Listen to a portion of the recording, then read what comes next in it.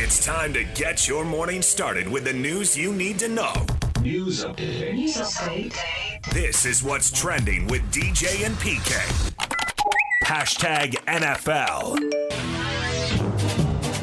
How much does it bother you when you keep hearing these trade things? Because I would be paranoid. It gets annoying for sure. You know, I'm one of those players that people like to talk about one way or the other. So if I was the type of guy that, you know, let certain things that people say on the outside get to me, then, you know, I wouldn't be in the position that I am now. I've had some ups and downs in the league, and through it all, I've just tried to stay like this and, you know, do my part in that. So whatever else happens, what people are talking about, what people are tweeting, liking, you know, whatever it is, you know, I can't do anything about that.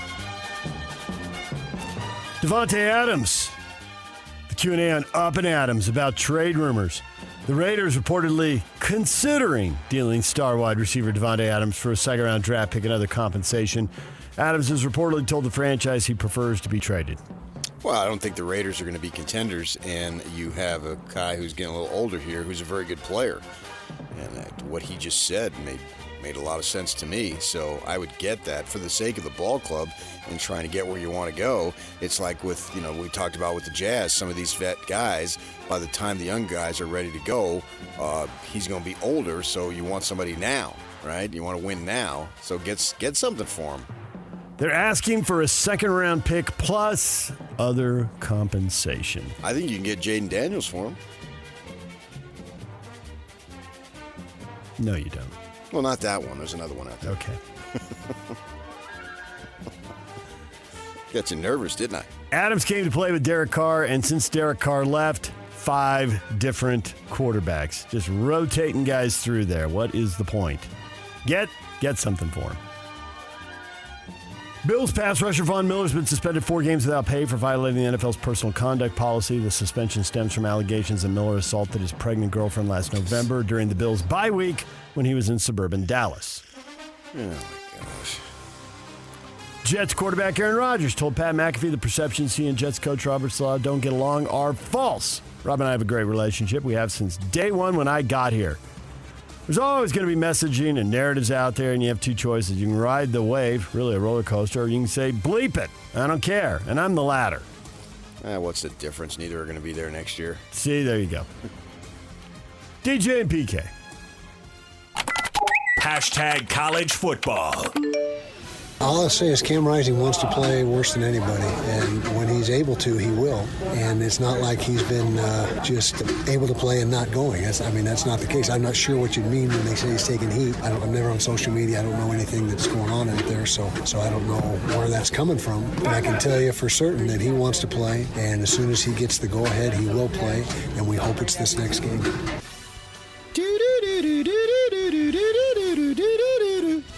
You in the Twilight Zone? Yeah. I thought so. Does it feel like a little bit like October of 2023? I feel young again. We've been down this road before. The expression, he's been taking heat. People he doesn't know are complaining about him in rooms he's not in. Is there any more heat than that? Well, I get that. 2 youths get together and then complain he's not playing. That's but a movie line, isn't it? Yeah, it is. 2 youths. Excuse me? 2 youths. It's legitimate question, 100% that was asked, 100%.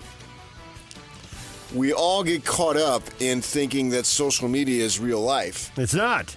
Exactly. It is not. Yes. As a matter of fact, different forms of social media are completely different universes. Right. We can get it, but I've seen the exact same question on 2 Facebook pages and a Twitter page, and I've seen remarkably different reactions. So they're all their own universe. And I believe Kyle 1,000% when he says I don't pay attention to social media at this stage in his life. What the crap would he do that for? You know, that's just going to get in the way. But we see it. I think that was part of the deal with Mitchell. Why it was what was it, exhausting to live here or whatever he said. Yeah. Because you get blowback. I mean, we had fun with all the crap I got yesterday. Yes, but we could do that show a couple times a week. Yeah. The 3 weeks he's missed, 1 week we didn't put anything on social media about it, but the other 2 we did. And the amount of negativity and hate and denial, And then, basically we were either hinting or saying that he wasn't going to play, and he didn't play. And when he doesn't play and it all turns out to be true, everybody just goes on. I don't acknowledge, I was wrong and was life goes on all long over after the thrill is living. Yeah, that's a fact. Yeah, there you go. So, but it's just a recurring story that just won't die. It's crazy. I don't get why I don't see the logic of why Cam wouldn't want to play. I don't understand why anybody would question that. Yeah, of course he would want to play. He's played football his whole life. He's getting near the end. How much is he going to get to play? He only has 3 more years of college. No, he doesn't. 2 to 3 more months of college. It's running out. 2 to 3 Time more is months. running out. The 7 years are behind him already. Yeah. Man, it went fast. Texas State issued a statement last night that they've ended their talks with the Mountain West Conference and will remain in the Sun Belt Conference. They had received a verbal offer from the league over the weekend, but they'll stay put for now.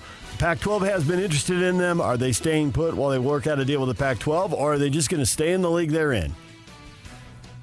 Stay tuned. You got me. Give me the Texas State Twilight Zone. Why are we so worried about Texas State? Because we're worried about the future of the Mountain West and the Pac-12, I guess. So maybe why. UTEP officially announced their move into the Mountain West, saying they were honored to join the conference after 20 years in Conference USA. Mountain West still, now with UTEP, 7 full-time members, 8 football members, but they need 8 full-time members. Well, why? Why not get 2 part-time members? That covers the 40 hours. Each work 20. Yeah, if only it worked like that. DJ and PK. #NBA. Golden State Warriors coach Steve Kerr said every position on the roster outside of Steph Curry's starting point guard job are up for grabs. It's not as simple as who's going to be the 2. It's got to be who's going to be the 5, who's the 4. We know Steph's the 1, but what is the combination? Well, that just sounds like a full rebuild with one 36-year-old star player. What should we expect out of the Warriors? Other than they'll play on Christmas Day because America wants to watch Steph Curry hit 35-footers. Forget that. I want to watch Green. Who are you going to wrestle this year? What are you going to do to put the attention on you? The guy's a genius. Memphis Grizzlies, who've been beset with injuries and other disruptions over the past couple of years, saw forward Jaren Jackson leave practice with a hamstring injury during their first training camp practice. Head coach Taylor Jenkins said they believe it's a hamstring strain. Grizzlies already lost Gigi Jackson to a Jones fracture and Vince Williams Jr. to a stress reaction in his leg. The injuries piling up. DJ and PK. #Major League Baseball. The 2-2. Swing a shot up the middle into center field. A base hit. Jake Rogers will score. 3-2 out. RBI hits. Veerling delivers. 3-0 Tigers in the second. Swinging a ground ball. Base hit left field. Bobby Witt Jr. drives in Michael Garcia. And how many times did we say that in the first half? And the Royals lead 1-0 in the 6th. Breaking ball hit on the ground, right side, base hit, right field. Nimmo is in. Vientos around third, coming to the plate. The throw goes to third. 2-run score. Stopping at second is Alonso. J.D. Martinez with a 2-run single. First pitch, Tatis swings, sends it in the air, very high to left, very deep. Laureano is back. You got to be kidding me. A long home run. First pitch, first at bat, 2-0. 1-2 the pitch. Darno swings and misses, strike 3. Chased a sweeper that had to be 5 feet outside. 3 straight Ks for King. That's a dozen on the night, 1 shy of his career high. Highlights from the first day of baseball's postseason. PK, you've been talking pitching, defense, timely hitting. That described 3 games, and I think the 4th game could be described by, well, defensively, you didn't execute the fundamentals, and it cost you a big inning.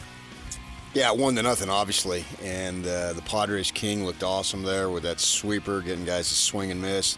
I think Padres got the mojo. I don't know what's going to happen, but they have as good a chance as anybody. When you got Darvish and he's not even in your starting rotation in this series, you know you're pretty deep.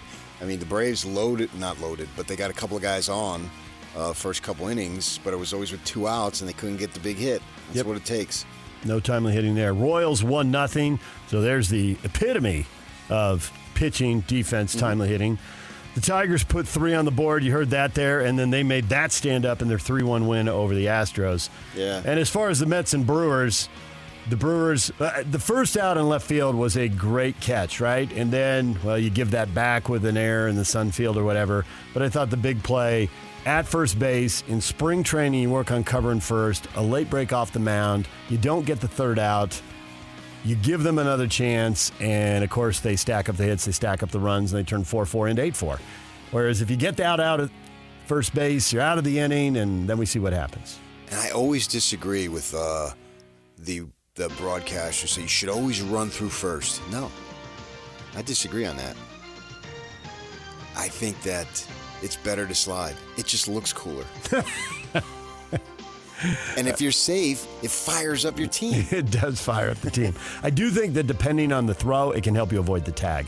They usually get you at the bag, and it is faster to run through the bag. Who has decided it's faster to run? That's a cliche that somehow became fact. No, every true. Single guy, it's faster to run through the bag. You're slowing down as you slide. You're diving.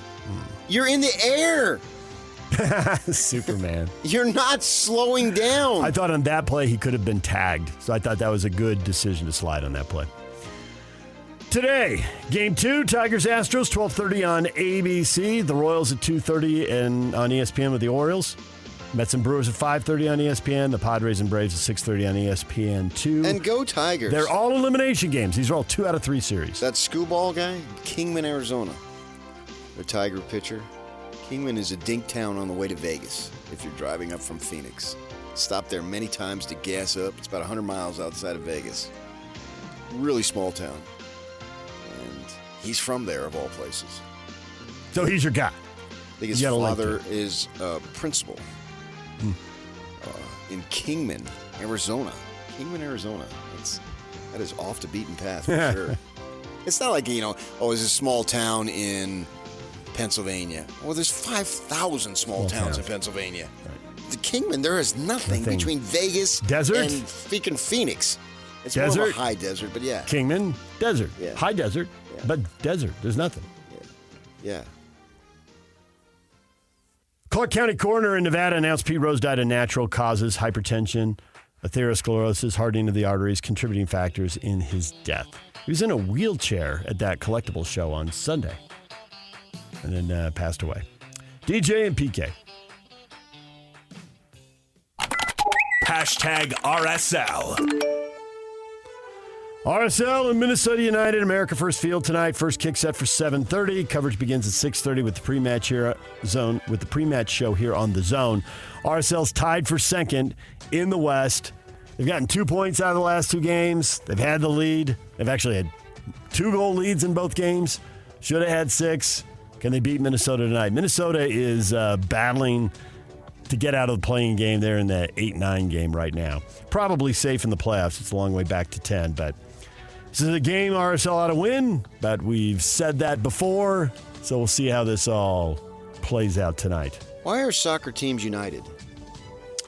Well, here, I think it's because they wanted to sound European. In Europe, it's often because 2 clubs in a town, and there's enough money or fans or players. Your sport want to sound and European? They merge. Yeah, that doesn't make any sense to me. I agree. Let them sound like us. They've got a nickname, the Minnesota Loons. Bobcats. The Loons is what they call them. It's a bird up there, and they ought to just go with that. The United, 2 teams didn't merge in Minnesota. Stop it. That's why teams in Europe have that name. Well, I thought maybe it was the Twin Cities. They're both united. Could be. That's a nice story. Sure, why not? Michelle Tafoya lives in Minnesota. I've read that. Yeah. You pointed that out to me before. Peek behind the curtain. Don't know what I'm supposed to do with that info, but okay. Make you a little nervous, that's all. DJ and PK. #NHL. Barrett Hayden right to the front, tapped in, and they score! Kyler Yamamoto stashes home the setup from Barrett Hayden, and it's 2-1. Utah has the lead. Gets to work, and all that work in the weight room paid off, because here comes Hayden after he won the battle on the boards. Keller right in front. They score! Once again, it's Yamamoto. This time, Keller was the setup man. Hayden will get an assist as well. Tic-tac-toe for Utah. Utah Hockey Club getting a pair of goals from Kyler Yamamoto. They beat the San Jose Sharks 3-1. They're back in action tonight in Anaheim to take on the Ducks in the Honda Center at 8 o'clock. Tic-tac-toe. Can you ever win if you don't put right in the middle there? Is it possible? It is possible, but it's highly unlikely. Yeah. Always sees the middle. Tic-tac-toe. Quick passing, though, I think is what they're referring to there. Bang, bang. Well, I'll have to rely on your hockey knowledge here. Yeah, all right. You're an expert. No, hardly. You've covered the National Hockey League. Yeah, 30 years ago. I have. I did.